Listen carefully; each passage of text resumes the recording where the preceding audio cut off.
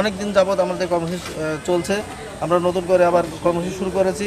আমাদের মেন 6টা আমাদের দাবি নিয়ে আমরা এই কর্মসূচি পালন করছি। দাবিসমূহ আপনাদের সামনে আমরা উপস্থাপন করছি।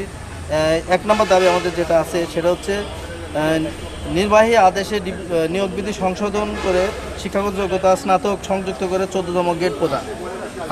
আমাদের যেটা এখন এইচএসসি এবং এন্ট্রি লেভেল আমাদের 16তে আছে, সেটা আমাদের দাবি।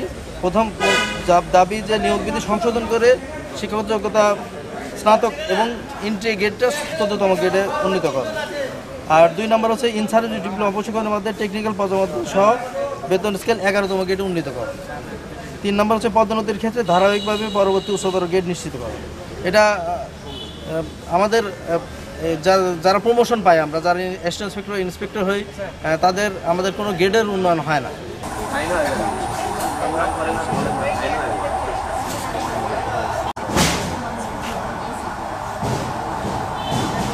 আজকে আমাদের এই সিভিল সার্জন কার্যালয়ের সামনে অবস্থান কর্মসূচি 3 ঘন্টা 8টা থেকে 11টা। আমাদের মূল দাবি হলো নিয়োগ বিধি সংশোধন করে শিক্ষাগত যোগ্যতা স্নাতক এবং 14তম গ্রেডে পদায়ন এন্ট্রি করা। আর পরবর্তীতে আমাদের ইন সার্ভিস ট্রেনিং পরবর্তীতে আমাদের 11তম টেকনিক্যাল পদমর্যাদা আমাদেরকে দেওয়া। এই দুটো হলো আমাদের মূল দাবি।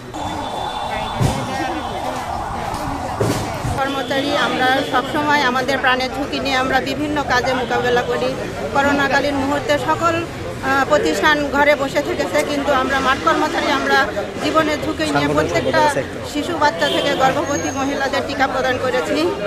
কিন্তু সরকার আমাদের কোনো দাবি বাস্তবায়ন করছে না। আমাদের এখন দাবি যে আমাদের বেতন নিয়োগ বিধি সংশোধন করে স্নাতকোত্তর সমমান করে 14তম গ্রেডে পদায়ন এবং ইন সার্ভিস কোর্সে ট্রেনিং করায়।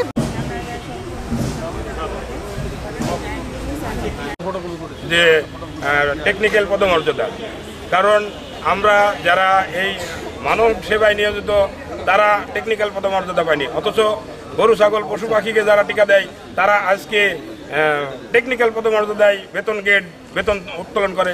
কিন্তু আমাদের দুঃখের বিষয়, আমাদের মন্ত্রণালয়, আমাদের ঊর্ধ্বতন কর্মকর্তারা সদিচ্ছা এবং শতবার আমাদের প্রতি সম্মতি জ্ঞাপন করেও আমাদের এই বেতন গ্রেড নিয়োগ বিধি সংশোধন এগুলো প্রতিশ্রুতি দেওয়া সত্ত্বেও আমাদের এই প্রতিশ্রুতিগুলো বাস্তবায়ন হয় না, যার